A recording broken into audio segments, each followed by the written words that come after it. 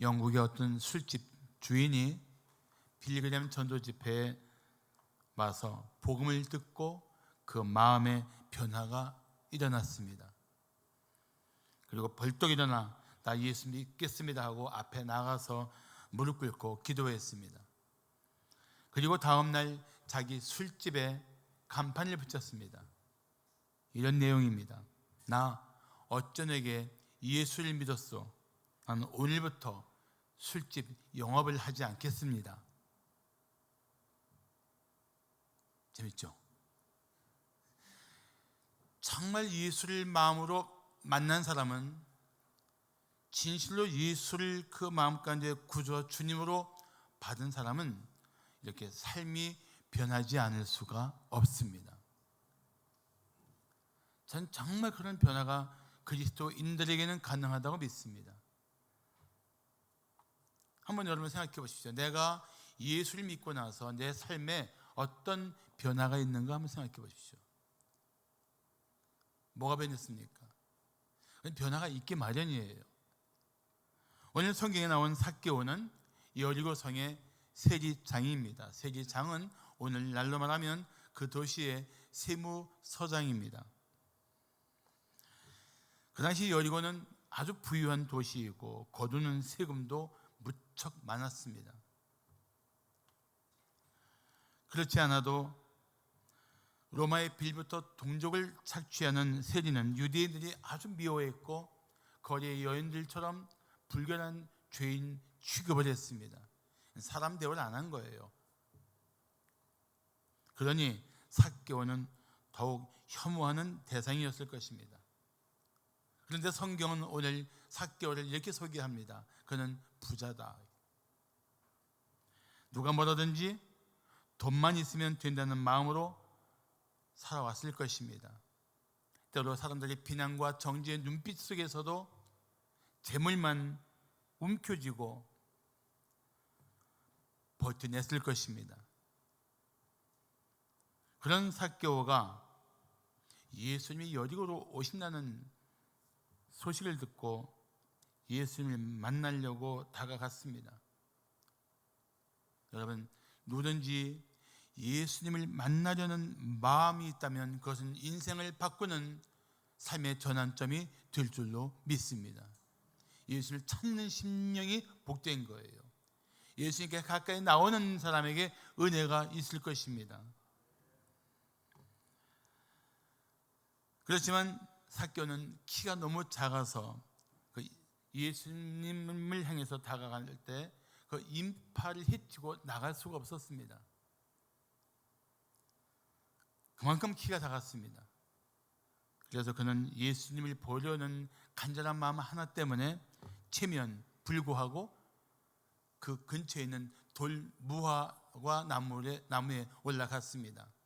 제가 그 여리고 가서 그 삭개오가 올라갔음직한 돌 무화과 나무를 보았는데 나무가 낮아요. 그리고 가지가 옆으로 이렇게 뻗어 있어 갖고 키가 작은 애들도 쉽게 올라갈 수 있는 나무입니다. 정말 예수님을 보겠다는 간절한 마음이 없다면 세무서장이 체면 불구하고 어린아이처럼 나무에 올라가는 것은 쉽지 않았을 것입니다. 다시 말하면 그만큼 간절했다는 것입니다. 그런데 그날 삭개오가 나무에 올랐던 것은 그의 삶을, 그의 생애를 송두리째 바꾸는 위대한 사건이 되었습니다. 예수님을 인격적으로 만났기 때문입니다. 누구든지 예수님을 인격적으로 만나면 삶이 변하게 됩니다. 자, 그렇다면 예수님을 인격적으로 만난 사람은 어떤 변화가 나타날까요?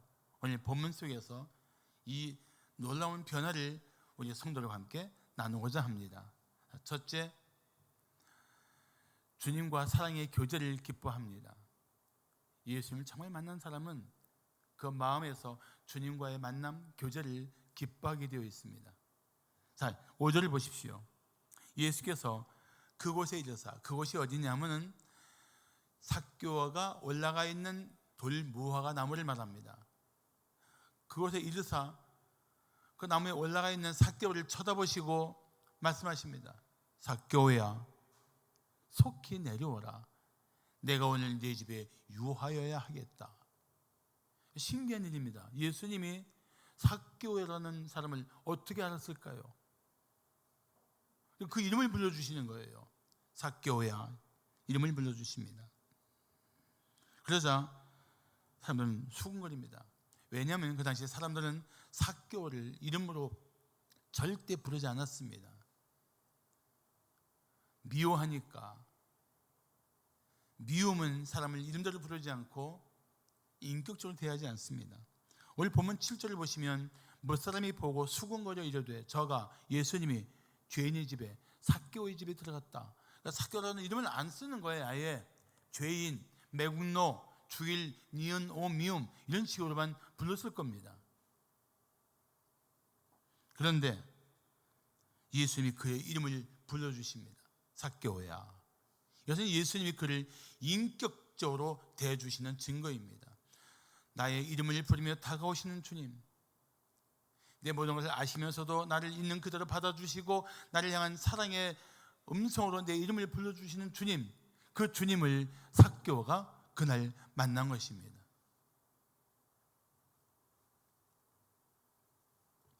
마치 이렇게 말하는 것 같지 않습니까? 삭개오야, 네가 나를 만나려고 나무에 올라갔구나. 그런데 내가 이미 너를 알고 있어. 네 이름 삭개오, 내가 알고 있단다. 뭐 이렇게 말씀하시는 것 같지 않아요? 전 그런 생각이 들었어요. 아, 예수님이 지금 그런 마음으로 삭개오를 바라보고 계시겠구나.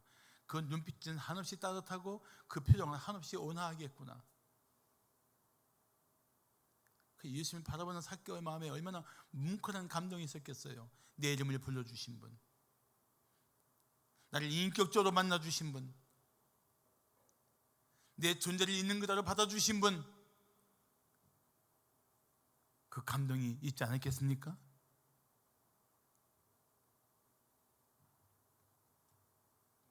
얼핏 보면 삭개오가 예수님을 만나려고 돌무화과 나무에 올라간 것처럼 보이지만 사실 본문을 더 깊이 살펴보면 주님이 삭개오를 찾아오신 것입니다. 자, 오늘 본문 10절을 보시면 인자가 온 것은 잃어버린 자를 어떻게 해요? 찾아 구원하려 함이니라. 잃어버린 자, 이 잃어버린이라는 단어는 마땅히 있을 위치를 떠난 상태를 말합니다.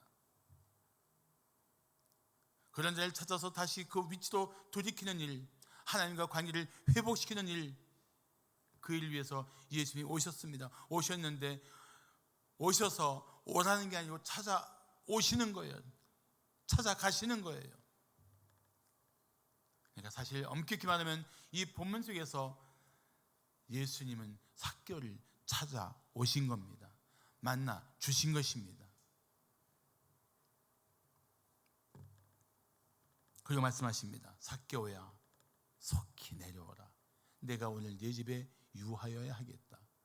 유하다. 이 유는 머무를 유자니까 우리말로 하면 내가 오늘 네 집에 좀 머물러야겠다, 이런 뜻입니다. 사실 놀라운 말씀이죠. 하나님이 그 당시에 가장 역겨운 죄인의 집에 기꺼이 들어가서 그 집에 임하시는 영광스러운 장면이 아닙니까? 그때 삭개오가 어떻게 했습니까? 급히 내려와서 즐거워하며 영접했다고 성경은 기록하고 있습니다. 속히 내려오라, 급히 내려온 거예요. 기뻐하며 영접했습니다. 즉각적으로 순종하고 기쁜 마음으로 예수님을 자기 집으로 모셨습니다. 사랑하는 성도 여러분, 주님이 찾아오셔서 당신의 마음의 문을 두드리며 말씀하십니다. 내가 오늘 내 마음에 들어가야겠다. 그때 여러분은 어떻게 반응하시겠습니까? 이렇게 말해야 됩니다. 주님, 제 마음에 들어와 주시옵소서. 내 안에 있는 모든 죄악들을 다 씻어주시고 오늘부터 제 인생의 주인이 되어 주시옵소서 하고 맞이해야 될 것입니다. 지금도 예수님께서 사람들의 마음의 문을 두드리며 말씀하고 계십니다. 그래서 요한계시록 3장 20절 말씀하기를 볼지어다 내가 문 밖에 서서 두드리노니 누구든지 내 음성을 듣고 문을 열면 내가 그에게로 들어가 그로 돌아먹고 그는 나와 더불어 먹으리라고 말씀하고 있습니다. 여기에 더불어 먹는다는 말씀은 영적으로 사랑의 교제를 나누는 것을 의미합니다. 내 마음의 문을 열고 예수님을 모셔드리면 예수님이 내 마음에 들어오셔서 영적으로 나와 깊은 사랑의 교제를 나누시며 나를 기뻐하실 것입니다. 그렇다면 묻습니다. 당신은 진실로 예수님을 마음의 구주와 주님으로 영접하셨습니까? 할렐루야. 그렇게 아멘이라고 말할 수 있어야 돼요. 하나 더 묻겠습니다. 그러면 당신은 그 주님과 깊은 사랑의 교제를 나누고 있습니까? 아멘. 그래야 돼요. 사랑하는 성도 여러분, 주님과 날마다 때마다 사랑의 교제를 나누십시오. 성경을 읽고 묵상하며 기도하는 것은 가장 기본적인 교제이지만 가장 중요한 사랑의 교제를 나누는 방법입니다. 청교도 목사인 존 오웬은 이런 기도를 했습니다. 주님, 내 마음을 다해 구하오니 제가 주님과의 교제만을 빼고 나머지 모든 것에는 실증이 나게 하소서. 무슨 뜻입니까? 주님과의 교제만큼은 실증 내지 않고 항상 힘쓰게 해달라는 기도예요. 그 기도가 우리에게도 필요합니다. 주님과 깊은 사랑의 교제를 한 후에 사람을 만나면 사람에게 선한 영향을 주겠지만 주님과의 교제와 만남이 없이 사람들을 만나면 오히려 우리는 사람들에게 악한 영향을 받을 가능성이 매우 많습니다. 그러므로 구하오니 여러분께 정말 간절히 부탁합니다. 하나님과 사랑의 교제를 날마다 때마다 힘쓰십시오. 자, 예수님을 인격적으로 만난 성도는 사람은 어떤 변화가 나타날까요? 둘째, 이웃에게 삶의 변화를 나타냅니다. 주님과의 관계가 건강하면 건강할수록 이웃에게도 그 삶의 변화를 더 힘있게 나타낼 수가 있습니다. 자, 예수님을 그의 집에 모신 삭개오는 마음의 변화가 일어나서 이런 고백을 합니다. 주여 보시옵소서. 내 소유의 절반을 가난한 자들에게 주겠사오며 만일 누구의 것을 속여 빼앗은 일이 있으면 네 갑짜리나 갚겠나이다. 근데 여기 보시면 삭개오가 지금 서라고 말해요. 서 있어요. 삭개오는 지금 예수님 앞에 서 있습니다. 누구 집인데? 자기 집이잖아요. 자기 집이니까 주인이 앉아서 손님을 맞이해야죠. 근데 자기는 서서 아주 손님처럼 행동하고 예수님이 그 앞에 앉아 계신 거예요. 이게 무슨 의미입니까? 예수님을 그의 집에 모신 순간 예수님은 그의 인생의 주인이 되고 주권자가 되고 말 그대로 주님이 된 그런 변화를 상징적으로 보여주는 거예요. 주님은 내 주님이십니다. 저는 주님 뜻대로 살겠습니다. 이런 마음의 변화가 있기 때문에 이런 고백이 가능한 거예요. 재물만 보고 살던 삭개오가 예수님을 모신 후에 마음의 변화가 생겼습니다. 숱한 욕과 비난을 받으면서 쌓아놓은 많은 재물에 대한 마음도 변했습니다. 그 변화가 얼마나 강력한 것인지 삭개오는 이렇게 말하고 있습니다. 주여 보시옵소서. 내 소유의 절반을 가난한 자들에게 주겠습니다. 그리고 남은 반 가지고 만일 누구의 것을 제가 속여 빼앗은 일이 있으면 4배를 갚겠습니다. 여러분, 율법은 뭐라고 말하고 있는지 아십니까? 율법은 민수기 5장 7절을 보시면 율법은 이렇게 말씀하고 있습니다. 그 지은 죄를 자복하고 그 죄값을 온전히 갚되 누구의 것을 속여 빼앗은 일이 있으면 5분의 1을 더하여 그가 죄를 지었던 그 사람에게 돌려줄 것이요. 자, 5분의 1이면 얼마입니까? 20%예요. 더 쉽게 말하면 100만 원을 만약에 속여 빼앗은 일이 있으면 20%인 20만 원을 얹어서 120만 원을 돌려주고 잘못했다고 하면 율법적으로 끝난 겁니다. 율법을 지킨 거예요. 그런데 삭개오는 그렇게 하지 않았습니다. 절반은 가난한 자들에게 주고 나머지 절반 가지고 잘못한 사람한테 4배를 갚겠다고 말합니다. 이게 무슨 의미입니까? 파산을 각오하고 지난날의 과오로부터 돌이켜서 정말 예수를 만난 사람답게 살겠다는 전인격적인 결단인 거예요. 대단하지 않습니까? 내가 알거지가 되어도 예수를 만난 사람으로서 나는 이렇게 더 이상 살지 않겠습니다. 내가 예수를 만난 사람답게 살겠습니다.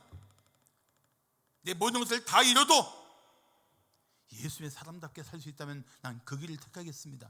이런 옹골찬 결단이 아니면 뭐겠습니까? 이게 성경 속에 있는 삭개오에게만 해당되는 이야기일까요? 아니에요. 오늘 살고 있는 우리들에게도 필요한 결단이라는 거예요.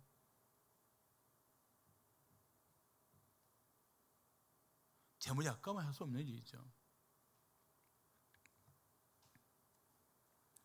어느 교회 초보에 이런 글이 실렸습니다. 주님은 즐겨내는 자를 사랑하십니다.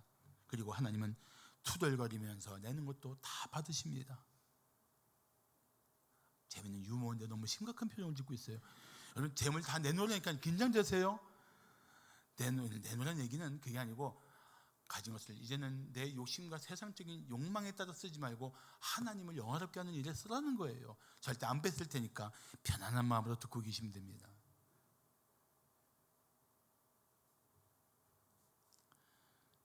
주님은 삭개오가 크게 기뻐하며 결단한 것을 지켜보셨습니다.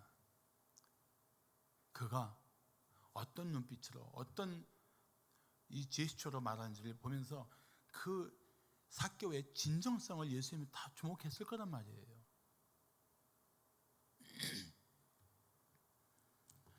누가복음 18장에는 또 한 명의 부자의 이야기가 나옵니다. 그 부자는 자신 있게 예수님 앞에서 이런 말을 했습니다. 내가 어려서부터 계명을 다 지켰습니다. 세상이 볼 때 그는 의로운 부자입니다. 의로운 부자. 그런 의로운 부자에게 예수님께서 무슨 말씀하십니까?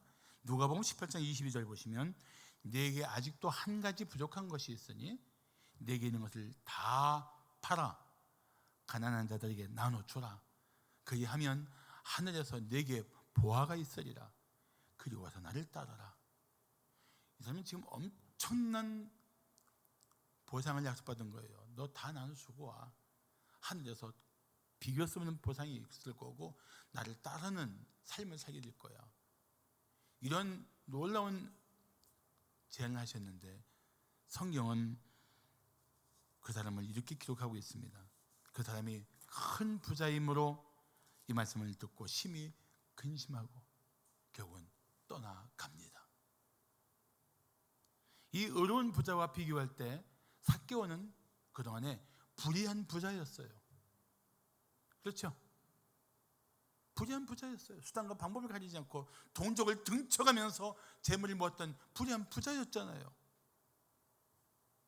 그러나 이제 주님을 만난 후에 삭개오는 변했습니다. 불의한 자가 의로운 자가 되었습니다. 할렐루야. 이게 변화예요. 이 예수님 만난 사람다운 변화예요. 재미있는 것은 삭개오라는 이름의 뜻입니다. 삭개오라는 이름의 뜻이 의로운 자예요. 그동안에는 그 이름값을 하지 못하고 살았습니다. 부모는 의로운 자가 되어 살라고 이름을 지어주셨는데 그는 세상에 휩쓸려 불의한 자로 살았단 말이죠. 누구도 그에게 소망을 두지 않았습니다. 그가 변할 것을 기대도 하지 않았습니다. 그런데 그가 예수를 만나니까 불의했던 그가 그 이름대로 의로운 자가 된 거예요. 이게 변화예요. 이 예수님 만난 사람다운 변화예요.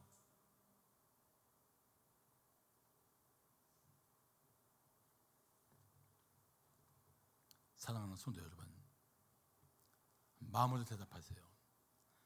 당신이 소유한 재물을 하나님의 뜻대로 사용할 수 있습니까? 자신의 만족을 위해 욕심껏 모았던 것을 복음을 위해 드릴 수 있습니까? 그리고 돌봐야 할 이웃을 위해 기뻐하며 나눌 수 있습니까? 나는 이 세 가지 질문 속에 여러분이 예수를 만난 사람다운 결단을 하고 답할 수 있기를 축복합니다. 마지막으로 예수님을 인격적으로 만난 사람은 어떤 변화가 나타날까요? 셋째, 온 가족이 구원의 은혜를 누립니다. 온 가족이 구원의 은혜를 누려요.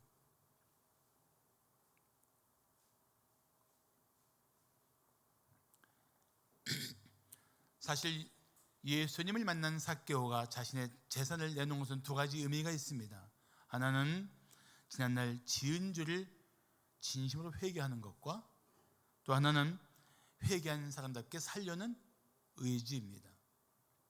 참 아름답지 않습니까? 삭개오 천국 가면 보고 싶지요. 아마 삭개오가 그럴 거예요. 내가 삭개오 이리 오세요. 내가 삭개오. 밥도 내가 삭개오. 그래서 삭개오예요. 삭개오. 자, 그의 중심을 보시고 기뻐하신 주님께서 삭개오에게 뭐라고 말씀하십니까? 자, 오늘 9절을 보시면 예수께서 이르시되 오늘 구원이 이 집에 이르렀으니 이 사람도 아브라함의 자손임이로다. 여러분, 아브라함의 자손이라는 말은 믿음의 자녀라는 뜻입니다. 예수님이 이런 선포를 하신 것은 삭개오의 믿음을 보셨기 때문입니다. 갈라디아서 3장 7절을 보시면 그런즉 믿음으로 말미암은 자들은 아브라함의 자손인 줄 알지어다라고 말씀하고 있어요. 믿음으로 말미암은 자들, 믿음으로 예수를 영접한 사람들은 아브라함의 자손이다. 그러니까 우리의 믿음의 조상이 누구라고 말합니까? 아브라함이라고 말하잖아요. 우리는 누굽니까? 아브라함의 믿음의 자손이란 말이죠. 사랑하는 성도 여러분, 교회 다녀도 진실로 예수님의 마음의 구주와 주님으로 영접하지 않는 사람은 엄격히 말하면 그리스도인이 아닙니다. 성도가 아니에요. 제가 이 사실을 계속 강조하는 이유가 있습니다. 저는 우리 교 중에 단 한 명도 예외 없이 예수님을 마음의 구주와 주님으로 영접한 신앙 고백이 있기를 간절히 기도하고 있습니다. 제가 우리 교회를 떠난다 해도 난 마지막 설교를 저한테 허락하시면 난 복음을 말할 거예요.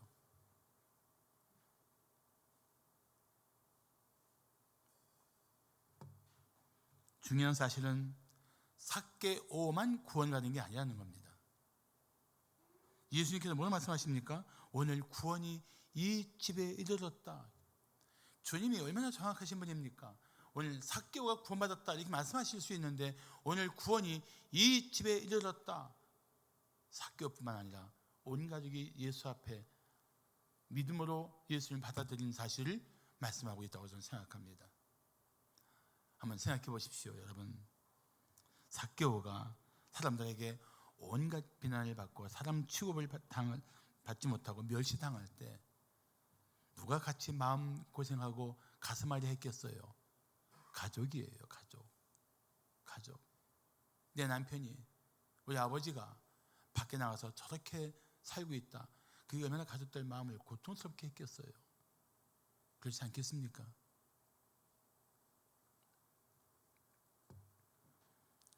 비록 사람 취급을 받지 못했지만 부자로 살고 있으니까 그 부유함이 위로가 되었을까요? 저는 사람이 살면서 재물로 보상받을 수 있는 것은 많지 않다고 생각합니다. 재물로는 위로가 안 된다는 거예요. 그런데 그렇게 세상 속에서 욕을 바가지로 먹던 남편이, 아버지가 예수님이 인격적으로 만나고 결단하는 그 모습을 보는 순간 가족들의 마음이 어땠을까요? 돈이 아까웠을까요? 아니요. 예수님이 오늘 구원이 이 집에 이르렀다는 선포는 아내와 자녀까지 다 그 예수님 앞에 동일한 믿음과 동일한 마음을 가졌다고 저는 생각합니다. 그날 삭개오와 그 가정이 구원을 받았다고 저는 믿습니다. 빌립보 감옥의 간수가 바울과 실라에게 이런 말을 했습니다. 선생들이여, 내가 어떻게 하여야 구원을 받으리이까? 그때 바울이 이렇게 말했습니다. 주 예수를 믿어라. 그러면 너와 내 집이 구원을 받으리라. 이렇게 말한 것은 가족 구원을 말하는 거예요.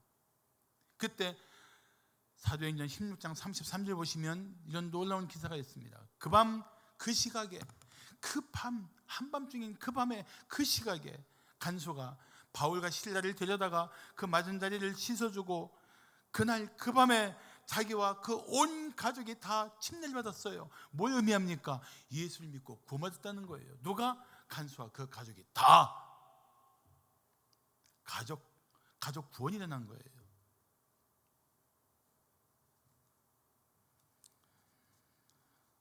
아직 가족 중에 예수를 믿지 않는 사람이 있습니까? 당신의 모든 것을 걸고 기도하십시오. 40일간 작정 기도를 하든지 은혜 보좌 앞에 나와 새벽마다 기도하든지 정말 믿지 않는 가족의 구원을 위해서 당신이 할 수 있는 최선을 다하십시오. 해야 돼요. 여러분 생각해 보세요. 사랑하는 가족이 예수를 믿지 않고 죽음을 맞이한다면 얼마나 끔찍한 일입니까?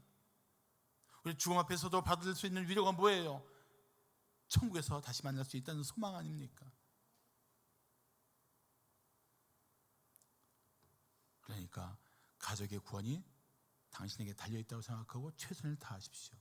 아직 믿지 않는 가족이 있다면 그를 위해 울며 기도하십시오.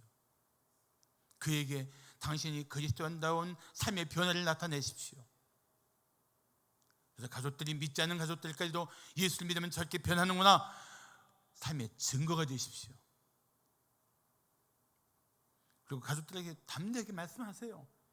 내 생명을 건 소원이 있어. 내가 예수 믿는 거야.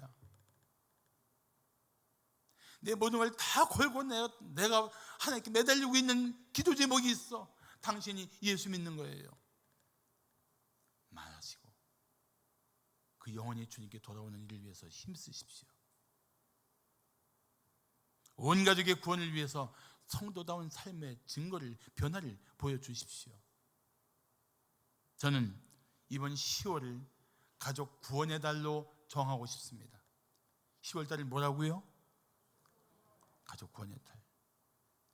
믿지 않는 배우자, 믿지 않는 부모, 믿지 않는 자녀, 믿지 않는 형제들, 아마 그분들만 와도 우리 교회는 차고 넘치게 될 것입니다.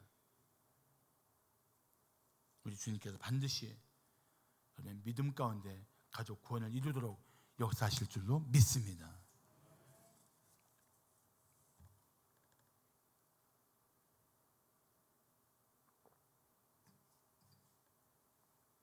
자, 우리 다 같이 10절을 봉독할까요? 10절. 자, 시작. 인자가 온 것은 잃어버린 자를 찾아 구원하려 함이니라.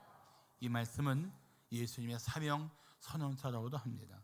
주님께서 우리를 친히 찾아오셔서, 낮고 천한 자리에 있는 우리를 찾아오셔서 죄와 사망에서 우리를 구원해 주신 것입니다. 우리 모두 주님의 은혜로 구원받은 성도입니다. 그렇다면 이제 성도다운 삶의 변화가 나타나야 합니다. 그렇지 않으면 우리는 영향력 없는 인생이 될 수밖에 없습니다. 흔히들 하는 말이 있죠. 사람은 절대 변하지 않는다. 고운 머리 돌봤자 아무 소용없다. 뭐 이런 식으로 사람들에게 실망한 이야기들을 우리는 아픈 마음으로 표현할 때가 있습니다. 성경도 예레미야 13장 23절에 보시면 구스인이, 흑인이에요. 구스인이 그의 피부를, 표범이 그의 반점을 변하게 할 수 있느냐? 없다는 거죠. 근데 할 수 있을진데 악에 익숙한 너희도 선을 행할 수 있으리라. 우리는 워낙 악에 익숙해 있으니까 선을 행할 수 없다는 거예요. 그만큼 우리가 바뀌는 것이, 한 사람이 변하는 것이 그렇게 절망적이라는 것입니다. 그런데도 불구하고 우리가 한 사람에게 소망을 두는 이유가 있다면 무엇일까요? 그것은 주님을 인격적으로 만나면, 성령이 그 마음과 생각 가운데 역사하면 변할 수 있다는 사실을 믿기 때문입니다. 저는 믿어요.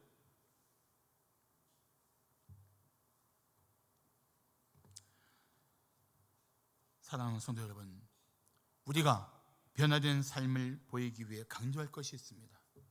이제는 더 이상 세상 사람처럼 살지 마십시오. 자신의 상한 감정 때문에 말하고 행동하지 마십시오. 사람을 향한 미움과 분노를 품고 거기에 묶여 있지 마십시오. 이런 여러분 삶의 현장에서 무슨 일이나 주님 말씀을 따르십시오. 주님이 원하시는 뜻이라면 즉각적으로 순종하십시오. 삭개오가 바로 그런 변화를 나타낸 인물입니다. 중국의 허드슨 테일러 선교사에게 한 청년이 물었습니다. 선교사님, 내가 예수를 믿으면 언제부터 그리스도인답게 살아야 할까요? 그때 테일러 선교사가 불붙은 초를 가르치면서 물었습니다. 이 초가 언제부터 빛을 냈습니까? 이 청년이 대답했습니다. 불 붙이자마자 빛을 내기 시작했죠. 그때 테일러 선교사가 이렇게 말했습니다. 마찬가지입니다. 우리가 예수를 마음에 영접한 순간부터 우리는 세상의 빛입니다. 우리는 삶의 변화를 예수를 만난 그때부터 나타내야 합니다. 그렇습니다. 우리가 오늘 이제부터 제가 삶의 변화를 나타내는 그리스도인다운 삶을 살게 해주시옵소서. 기도해야 할 때입니다. 결단할 때입니다. 기도하겠습니다.